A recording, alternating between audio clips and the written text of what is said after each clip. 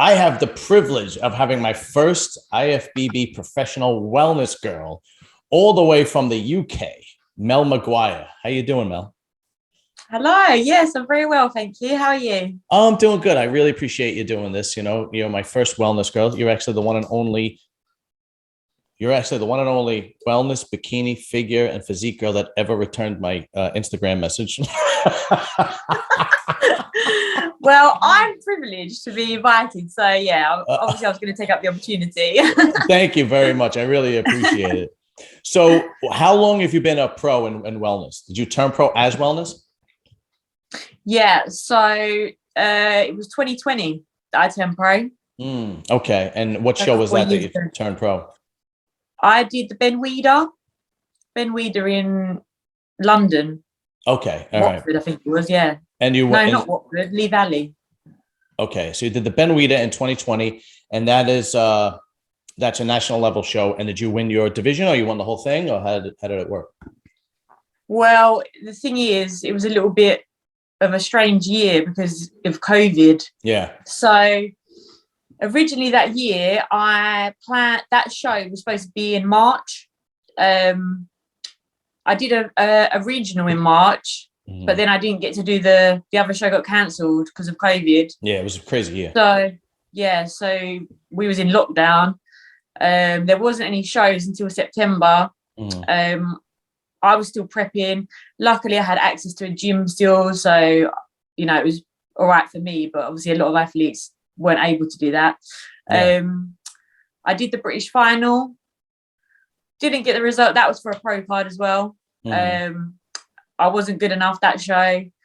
And then a month later, I came back and did the original show that was planned for March. And then, yeah, that's when the pro win happened. Oh, very nice. Congratulations. And have you Thank done, you. oh, you're very welcome. Have you done a pro show yet?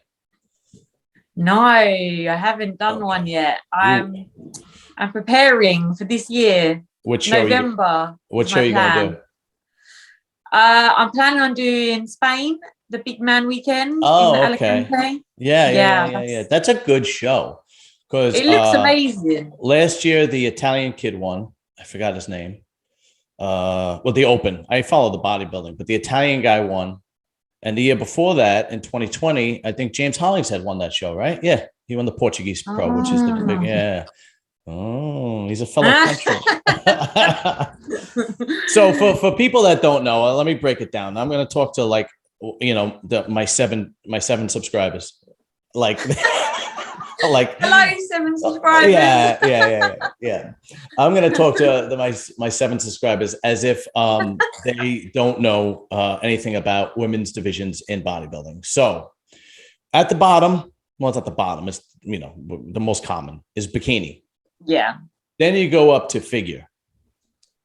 And then they slipped wellness in there in when, 2020 or 2019? I don't remember the first one. I first competed in wellness. There was a federation called UKBFF that I originally done in 2018. Okay.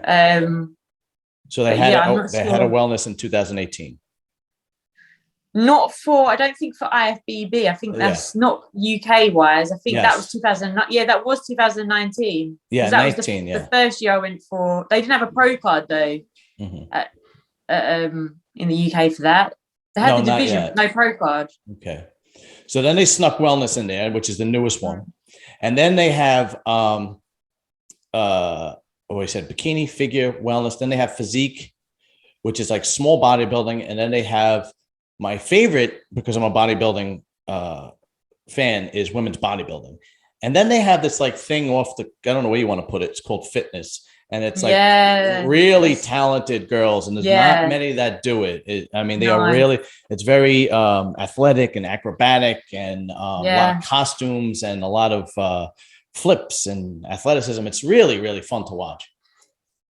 So, okay, I'm going to let you break down what the difference is between wellness and the rest of them, because you are the pro and I want you to do it. All right. I thought it went bikini, wellness, then figure, but yeah, you're probably right. I I I just put wellness before physique because it's the because it's the newest one. But you're probably right. It's probably bikini than wellness. Yeah.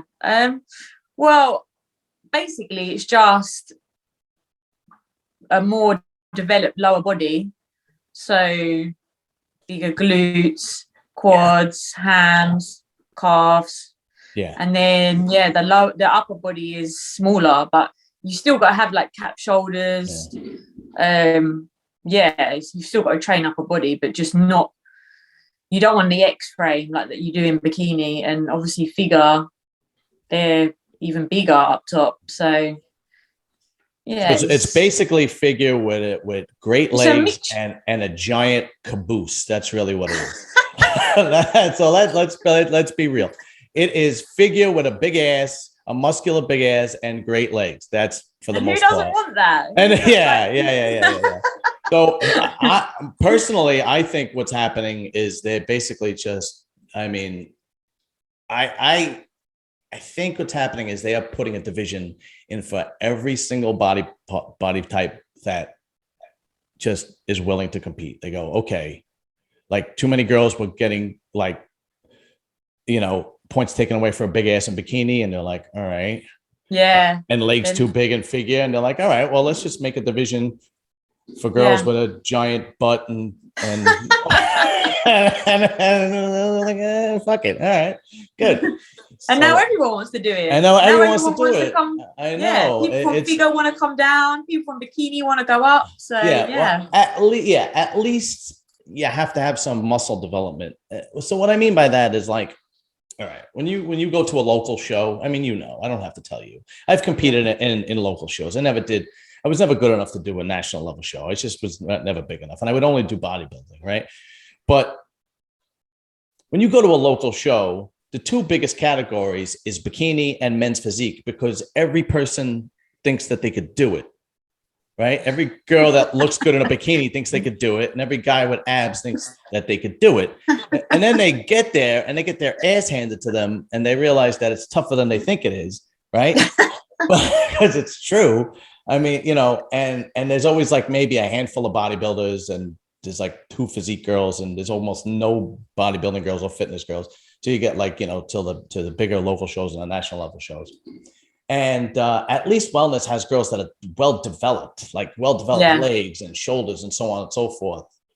So do you think that other categories are suffering when new categories take off? So like, for example, men's classic physique is taking off and men's physique is suffering from it. So do you think the same thing is happening with women? I do think that wellness is taking over, but like you say, for like how people treat bikini and men's physique, that they think anyone can kind of do it. I think a lot of people think they can do wellness, but I don't know what it's like over there, but over here I still feel like they're trying to establish the criteria a little bit. Yes. Because people just think big legs, small upper body, but it's got to be, you still got to have some kind of symmetry, and it has to be muscle and not just like fat to have a bigger lower body. Yeah, it has to be lean, hard muscle. Absolutely. Yeah, which obviously, if you've only just started out in bodybuilding, you're not going to have that density straight away, especially if you're quite young as well. It's going to take time to build that muscle up. So yeah, but I do think it is, I do feel like it's a very big category to come into the bodybuilding game, because if you are a bikini athlete and you do like training legs and you are getting too big for the category, at least you have other like avenues to explore. So yeah, absolutely. No, I agree. I think figure is going to take a hit, because figure has taken a hit since physique came out. And then I think bikini is going to take a little bit of a hit, because let's face it, most girls that are work out have, thick lower bodies. They have butts and legs when they squat. And in bikini, you have to like basically big, like 100 pounds and 5'10". It's ridiculous. It's like, I don't know how they are muscly though. They do hold a lot of muscle, bikini girls. But you think so? Really? Yeah, maybe you're right. Maybe for bikini girls.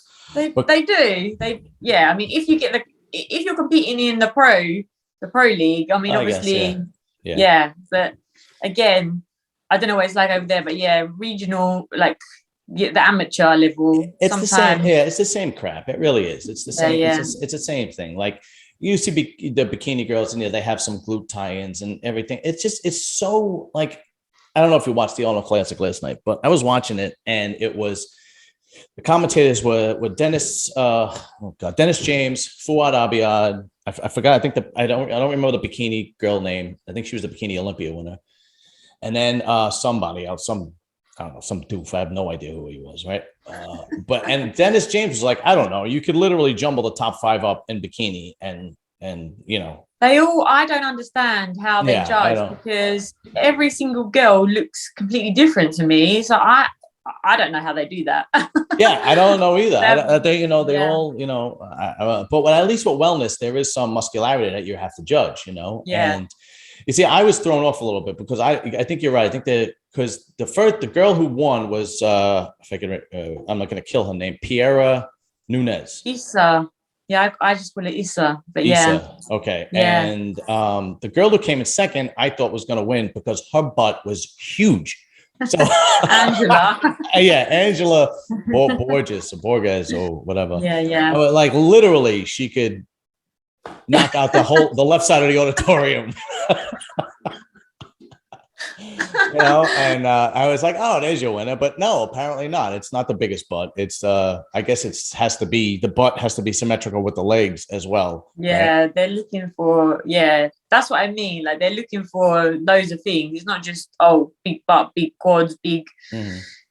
There is some kind of symmetry that has to go on. Okay. So now I have to. But also, I'm not sure if her butt is even real. No, it definitely isn't. It's impossible. Did you see how it's huge? It's it's enormous. Maybe that's why she didn't get top, because she got second. There's something going on with it. Everyone's talking about that. They have been for a while. So I think that might be. Yeah, definitely. Well, a lot of girls. I don't know in England, but I think so in the UK. But in the States, Brazilian butt lifts and the implants, they're getting more and more popular. And I mean, listen, I love women with curves, so I don't care. Go crazy. Go get your operations. Don't bother me none, But yeah, it's very, very popular. And I don't. If bikini girls could have fake boobs, right?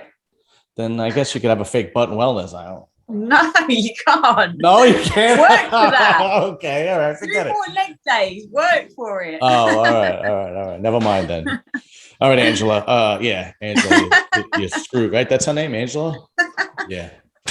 All right. So what kind of glute exercises do you do? And do you do it every day? Because there seems to be this. No. I didn't think so.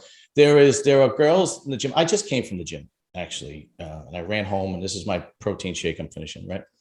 And there's girls in the gym that do literally every time I see them, they're doing glutes and legs and so on and so forth, and they're trying to grow their glutes. And I would assume that it's just like any other muscle, right? It needs to rest and it needs to heal and so on and so forth. So, what's your butt exercise protocol like? So, on my training plan, I'm training glutes. Probably, I think it works out twice a week. My split is over like 9 days. So the more I've done this, the more rest I have, because I'll be honest, when I first started out, I was training a lot and I wasn't resting as much. But as you get into this more, especially when you start getting stronger and like you're lifting like ridiculously heavy weights, you need the recovery, like you need the rest days. So for me, it works out well, because I'll like do a leg day, I'll rest. I'll do an upper body day, I'll rest. Even though there's quite a lot of even though it's frequency, there's still a lot of recovery as well at the same time. That just works for me. I mean, some people, I used to train legs 4 times a week, but I don't know how I did that. I don't know. I always train legs once a week. Training as hard then, but. I always if I was a girl, I would definitely be a wellness girl, because I have great legs and a big butt, and my lower body is a lot bigger than my upper body. So what kind of movements do you do to grow? So on a typical training day, it would be like obviously hip thrusts. That's a staple movement. That's right. Yeah. I would do laying hamstrings. I would do seated hamstrings. I would do Romanian deadlifts. I would do kickbacks. Okay. Cable kickbacks. I would do. What else would I do? I think walking lunges. No, I don't actually. No, I don't do them. No, okay. No, I used to. I think that's all I can think of at the top of my head. What do they call that machine that you sit in and it? Oh yeah, sorry, abductor. Right. Abductor as well. Yeah. Who do you think has the better accent, me or you? Me, obviously. Obviously. I know my accent is fucking horrible. Do you know how long it took me to get used to listening to my act? The first few episodes I did when I started my podcast 2 years ago, I couldn't even listen to my voice. I'm like, that is horrible. I don't know. No one likes their own voice though. I have to speak on Instagram, and I don't like listening to my voice either. Yeah. It's no one likes to sound their own voice. You're right. I guess maybe unless you're like, some fucking opera singer or something. But I know, as I interviewed my mother one time. I interviewed my mother twice. My mother's 86 years old, and my ethnicity is I'm American, obviously, but I'm Italian. My grandparents are from Italy, and my mother has that typical. I don't know if you've watched The Sopranos or Goodfellas or any of those shows or movies. I think I've seen it a long time ago. Yeah, it rings a bell. All right. Well, did you watch that show Peaky Blinders? No. Really? They film it in anyway. I don't watch a lot of TV, I'll be honest with you. I'm in the gym. Yeah. Anyway, my mother has that typical, and me too, but my mother's even worse, that typical old Brooklyn accent, and it just slices right through you. It's like, dear God, lady, it's unbelievable. But she could tell you about like things that happened, almost 100 years ago, but it was pretty interesting. But I am a big fan of some UK shows. I know I'm getting off topic, but I don't care. I'm a big fan of some UK shows and some UK actors. Like my favorite actor is Tom Hardy. I love Tom Hardy. Tom Hardy, yeah. Yeah, I hate his last couple of movies though. Sucked. I mean, when he did the Venom. I'm not a big superhero guy.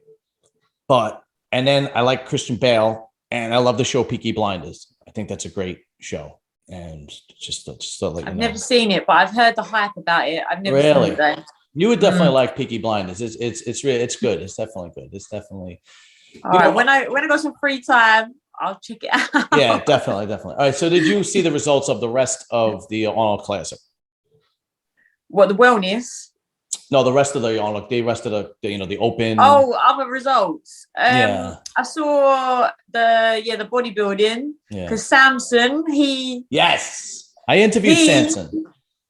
Oh, he's a legend. Yeah, I see him. He was in the gym that I trained in a couple of weeks back.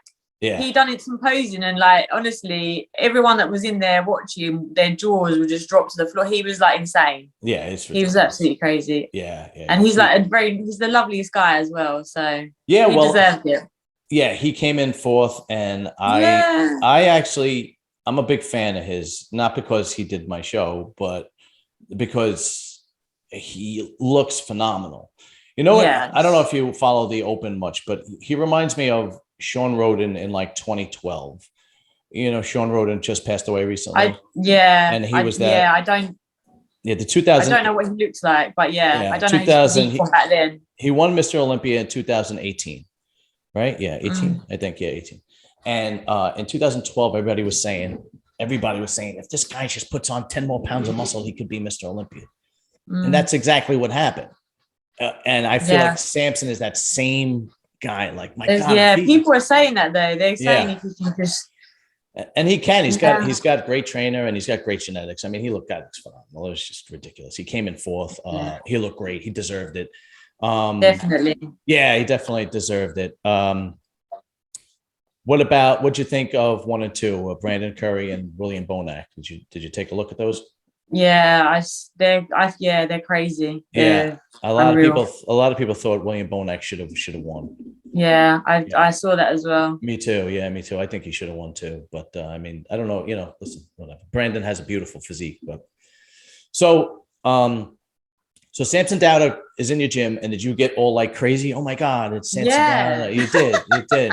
Oh man. The gym I train in, Evolve Fitness in Eastwood. Chris Jones, also another legend. He is good friends with Samson, has been for like a very long time. When he first started out in bodybuilding, he started training him originally. So Yeah. he comes down and trains with Chris because he was helping him bring his back up for the Arnold show. Yeah. So yeah, he was in there quite a lot, but I wasn't in there at the same time until that the other Saturday, and yeah, oh my God, honestly, it was crazy. Yeah, absolutely insane. He you actually can't even comprehend. He actually should be coming back. I messaged him before the Arnold, and I told him no. I told him win the Arnold first, and then you do a show. You come back and I interview you. But I'm a big fan of his, one because he's a great bodybuilder, but two, he was one of the first elite bodybuilders that did my podcast, and then after him is when I started getting like Branch Warren and Johnny Jackson and Brian Dobson and Paul Lazan and who else? I mean, Akeem Williams and Sean Clarita. But he was the first one that did it for me. And he kind of opened the door for me. Yeah. Nice guy. Yeah, he really is. But I got to ask you something. So I'm going to put you on the spot right now. Okay. Oh, God. All right. The gym I go to two different gyms. There's one gym that I go to. There's a lot. There's 3 pros. There's 3 open pros. Well, there's 2 open pros, and there's 212. So Sean Clarita goes to the gym. He goes to your gym? Yeah. He's been on. I interviewed him twice. Akeem Williams goes to my gym, and Justin Rodriguez goes to my gym. And then there's a few other pros, like a couple of girls. Wow, that's amazing. A couple of girls. Yeah. There's been a shift from West Coast to East Coast in the States, where a lot more of the pros are coming from the East Coast. It used to be in California and Gold's Gym, and there's been a shift, and a lot of them are coming from the East Coast. But anyway, and then there are the regular guys like me. Like, we're not pros. We just kind of like go to the gym and work out, and we like to work out and keep in shape and so on and so forth. And then you go to the gym every day, and you see girls that work out and that are really into it. Some of them might be pro like yourself, and some of them might not.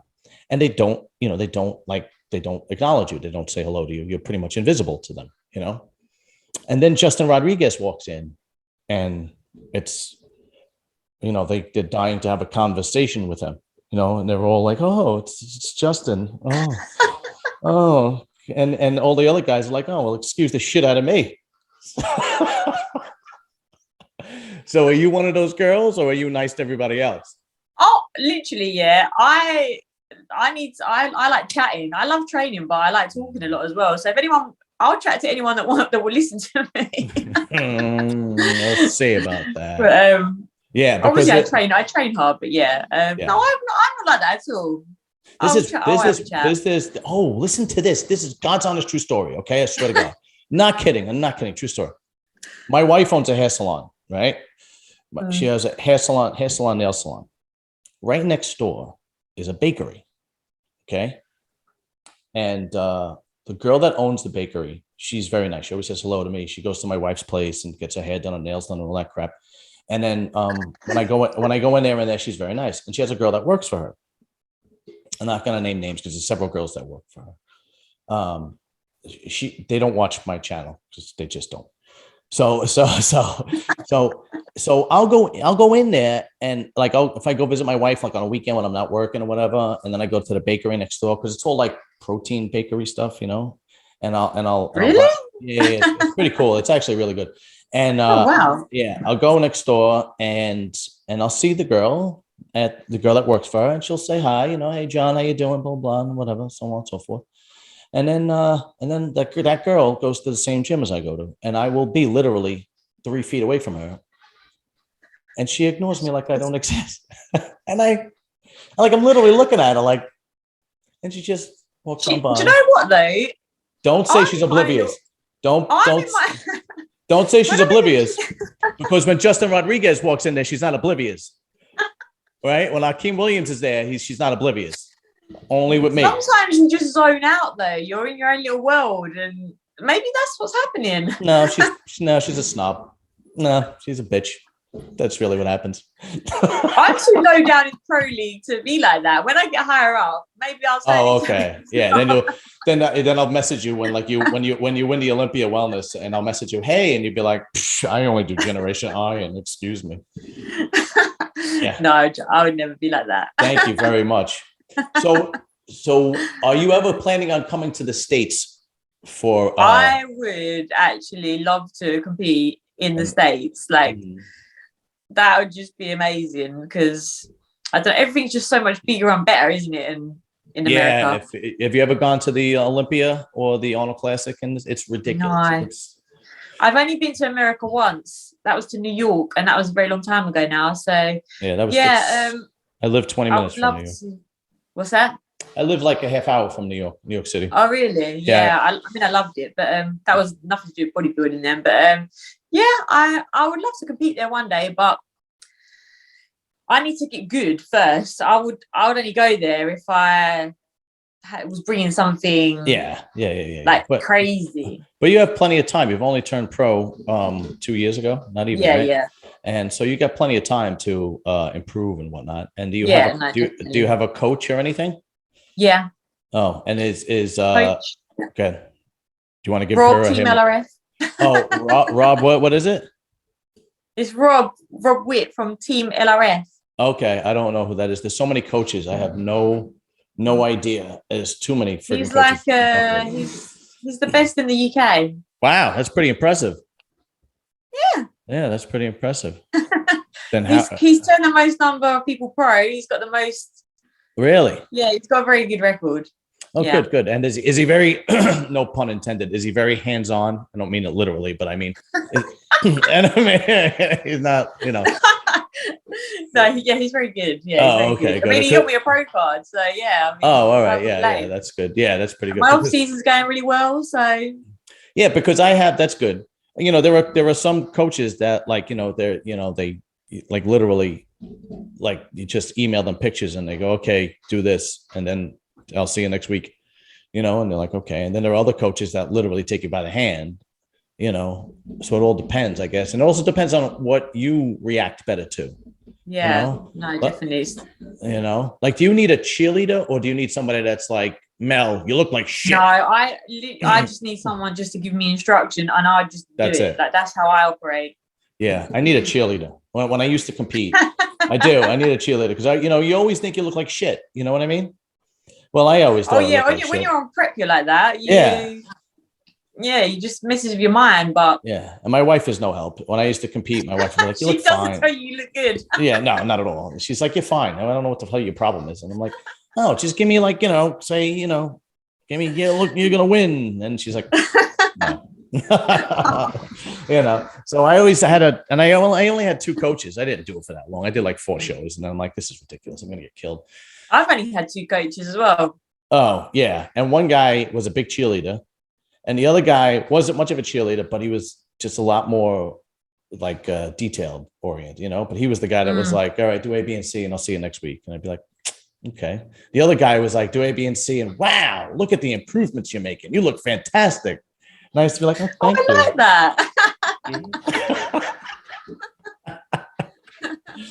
that. Shit. All right, Mel. So what's on the agenda for the rest of it? Because over there, it's like what, almost 6:30, 7 o'clock over there?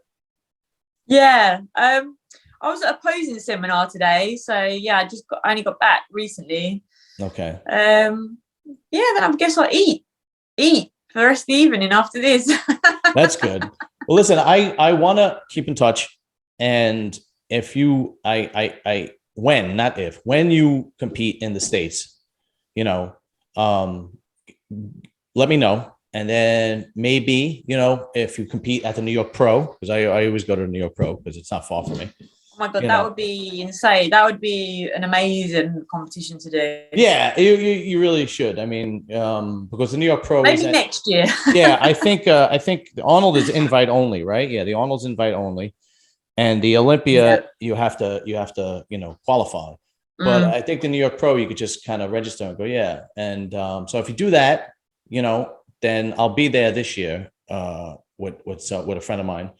And if you do that, then I'll go and I'll interview you like I'm like RX Muscle, and I'm like, oh my God, I need that. I want that. yeah. But by that point, like I said, by that point you'll be so big, you'll only be doing interviews with. Well, he's hoping maybe after this, your 7 subscribers will blow up. There'll be. I hope so. They'll be like, thousands. wow. Yeah, they'll be like, well, that wellness girl is smoking hot. Let me subscribe.